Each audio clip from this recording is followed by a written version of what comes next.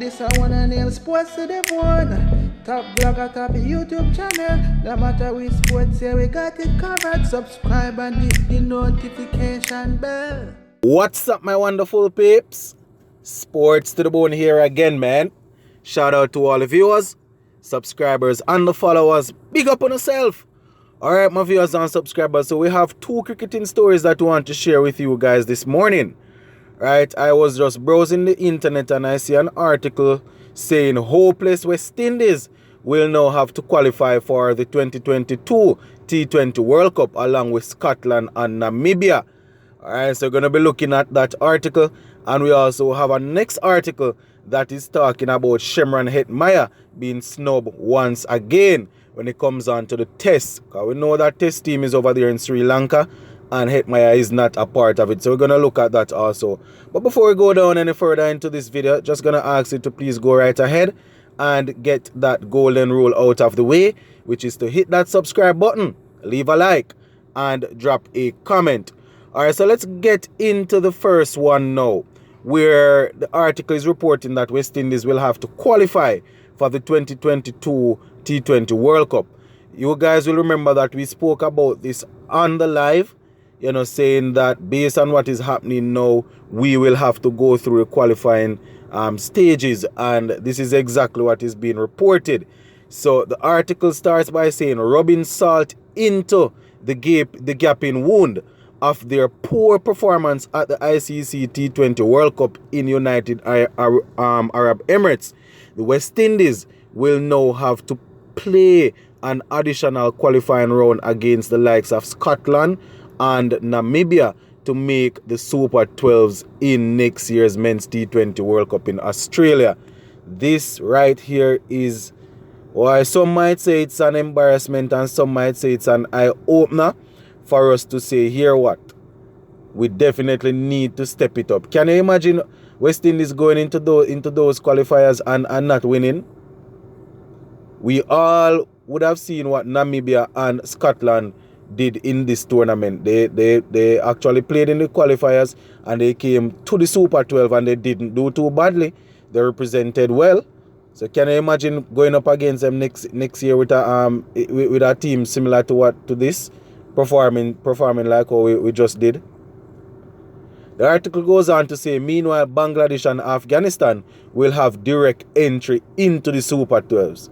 Bangladesh and Afghanistan.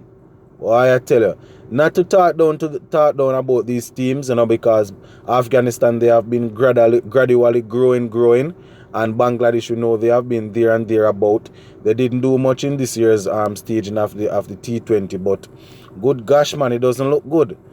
Right, the article goes on and say the West Indies champions in 2012 and 2016 lost 4 of their group matches in the World Cup and slipped to 10th in the ICC T20 rankings and find themselves below Sri Lanka, who are 9th, as well as Bangladesh. The only team to lose to the West Indies would have been Afghanistan, who be the only team to lose to the West Indies and Afghanistan, that would have been Bangladesh, who beat the West Indies in their final warm-up game prior to the start of the T20 World Cup.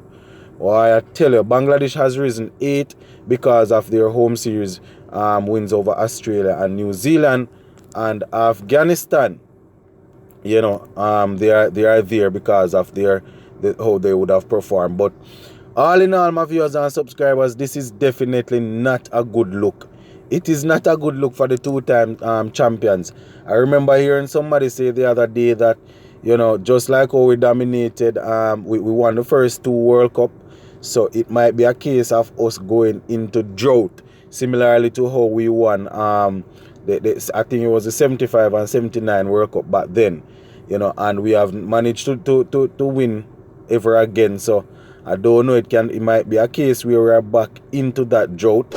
I am hoping that they will use this as an eye-opener to say, all right, we definitely need to step it up. We need to get our act together, and see how it go from there. But definitely does not look good. All right, so moving on to the next sporting story. This article, I had this article here from the test team was named, but because of the whole T20 I didn't get a chance to cover it. So it says selectors again snub Hetmyer for Sri Lanka 2-test series. And the article was produced in St. John's, Antigua. Say uncapped opener Jeremy Solozano is poised for maiden West Indies test tour after being named in 15-man squad for the 2-test series against Sri Lanka, but selectors have dispensed with the services of seasoned we spoke about these two guys, Powell and Ansari Joseph, and they are talking about Shimron Hetmyer and the fact that he has not been selected once again. I don't know, guys. I want to see some of these guys in the team, but then again, we don't know.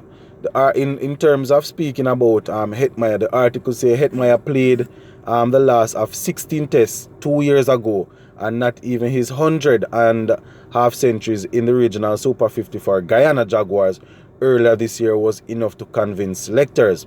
Now, selectors have gone with 3 spinners for the tour, as I would have indicated, Cornwall, Versamer Permal, and Jamal Warrican, right? And Roger Harper once again is quoted as saying, the squad is well balanced with good depth in all departments. The composition is very similar to the squad that brought us success in our last away tour to Bangladesh, with a few changes in personnel, he noted.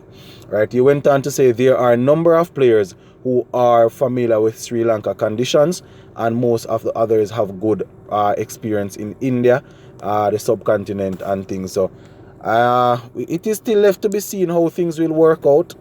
It is left to be seen how things will work out. But I think some of these players that are given the opportunity here, they will definitely need to prove themselves, because we have talented players seated on the sidelines. So I don't know how long they will be able to keep them out. So Captain Craig Brathwaite will definitely have to make sure that he marshal his troops and get them in a frame of mind of winning, because we can't be losing in all 3 formats. ODI team is terrible. Test team, well, I mean, they have been doing a little. They even drew against Pakistan the other day. T20, as we saw in the World Cup, they're horrible. So we're just going to have to keep our fingers crossed and hope that these guys will go there and turn up. Because going into this T20 World Cup, we were expected to, let me not say we, but the players, the sort of profile of players that went in, one would have expected that they would have gone in and would have done a little better. So, the future, we don't know what the future holds for West Indies cricket right now, because we're struggling to find 11 players to put on the field for tests. We're struggling to find 11 players to put on the field for ODI. And if we're honest, we're struggling to find 11 good people to put on the field to play T20. I see a lot of people talking about bringing in another T20 tournament. I see Pollard talking about it, but I'm going to probably look at that article in a video a little later on and talk about it.